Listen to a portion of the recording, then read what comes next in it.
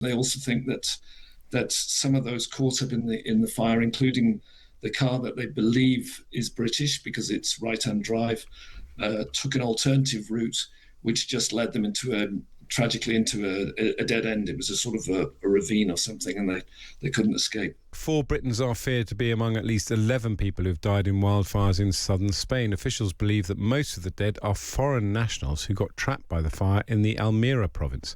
A sustained heatwave with temperatures of around 40 degrees centigrade has caused wildfires across southern Europe this summer. David Sharrock reports for The Times from Spain, and he joins me now. Welcome to the show, David. Thank you, Ed. Good morning. So give us an overview of the wildfires. How extensive are they? This current one has hit an area of about 3,000 hectares. Last week, there was one of similar size, slightly larger in Catalonia, north of Barcelona. They tend to take a couple of days to get under control. And we're looking into these are the 2 main ones that have happened in this season. But people are already, myself included, recollecting what last summer was like when there were.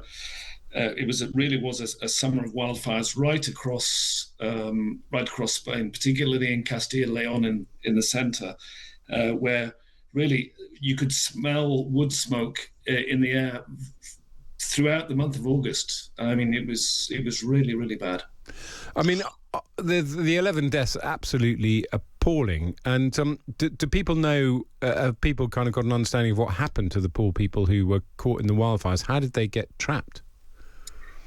Yeah, it's the mayor of the town or municipality, which is the municipality is Bedar, and the particular nucleus is Los Gallardos, which is smaller, but it's a rural area just a few kilometers inland from Mojácar, and there are quite a lot of country houses, small houses which are not very well connected. They're on lanes which haven't been paved or anything. So the mayor was explaining earlier today that as soon as the fire was detected, it'd been provoked apparently by a high tension cable, sparks flying from it and just landing on very dry ground. So the alert immediately went out. A campsite there was immediately evacuated, and then police went round one by one to all the houses and told people to leave. Now, some people refused to leave. And in those cases, then they tried to leave later. There's a theory that the mayor was saying that one of the houses, they believe that when the flames got too near to one particular house, they then decided to leave. And by then, it actually would have been better for them to stay within the house because they drove straight into where the fire was. There had been an indicated evacuation route from the village. They also think that some of those caught up in the fire, including the car that they believe is British because it's right-hand drive, took an alternative route, which just led them tragically into a dead end. It was a sort of a ravine or something, and they couldn't escape.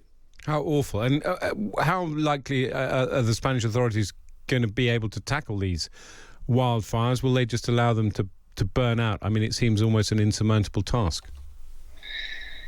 Yes, because I mean the severest problem they face is the speed with which they happen. I've got some experience with this myself from last summer.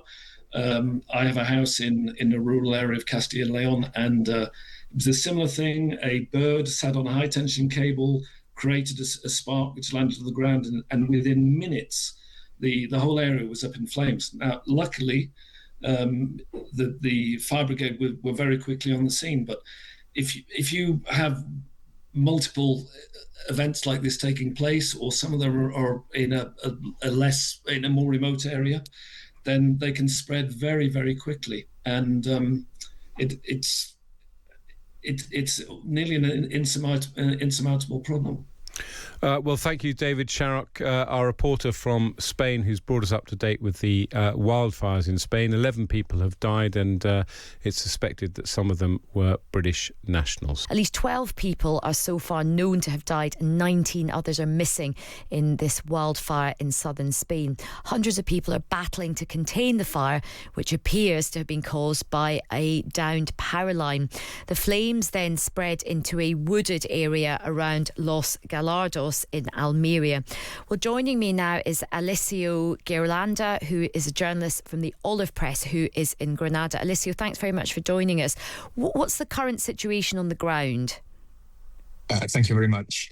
Right now, firefighters are battling the flames. We know that the fire is spreading towards the south of the Almeria province. The death count, as you said, just rose to 12 confirmed victims, and we know that 4 of them are likely to be British, either residents or tourists in the area because of the car they were found in. There is controversy erupting around a couple of issues. The first one is what caused the fire, the power line. And the second one is the fact that the Andalusian government failed to send out an alert during the fires. The main problem with this particular blaze is that it's spreading incredibly fast due to very, very strong winds, and it's proving very, very tough to bring under control. And how are sort of the local community and people sort of dealing with this at the moment? Well, part of the controversy erupted precisely because Brits and Belgian expats living in the area have slammed the Andalusian government over its failure to send out an alert. Particularly the area where the car was found, it's called Beda. It's a small mining town close to Almeria. It's got an incredibly high presence of Brits there. It's 42% British population, and the rest of the population is highly international, with lots of Belgian and Dutch expats living there. Most of them are retirees who've gone there to enjoy a quieter life. And again, lots of controversy right now. We know of 2 families over in the UK who are looking for their elderly parents who live in Beda and remain unaccounted for. We do not know if they are among the 19 confirmed missing persons, but nevertheless, people are looking for them. And look, we're having a lot of discussion about the heat wave that Europe is currently going through. You will maybe have read that we, even here in the UK, are in the midst of a heat wave. I mean, we obviously know Spain is a very warm country, much warmer than the UK, but are these kind of temperatures sort of news in Spain, or is this kind of unusual? I know the cause of this wildfire, there's still speculation, and it could have been because of this power line. But is there sort of a bigger conversation happening in Spain about the weather? Yes, absolutely. This is the second heat wave that we've suffered here this year. The last one in June was a record breaker across the board. The problem is that, while it is true that the fire was probably caused by this downed power line, the reason it's spreading so fast is because of all the dry shrubbery that surrounds the area. And that, of course, is linked to rising temperatures. The temperatures themselves, they're not highly unusual for Andalusia. Andalusia is basically a sizzling hot pan here in Spain, but it is incredibly early for temperatures to skyrocket past 40 degrees across several different locations in Andalusia and throughout Spain. So yes, absolutely, there is a conversation going on. Another thing that's going on at the moment is another wildfire close to Marbella, west of Malaga. That's also typically a British enclave. More than 1,700 people were evacuated yesterday because of the fire. Many of them have returned home, but nevertheless, this is happening pretty much everywhere in the country, including near Barcelona and in the north, which usually is much, much cooler than the south. Gosh, it's interesting that there's just so much of this at the moment. Well, Alessio, thank you very much for your time. That's Alessio Ghirlanda, who is a journalist in the Olive Press, who was speaking to us there from Granada.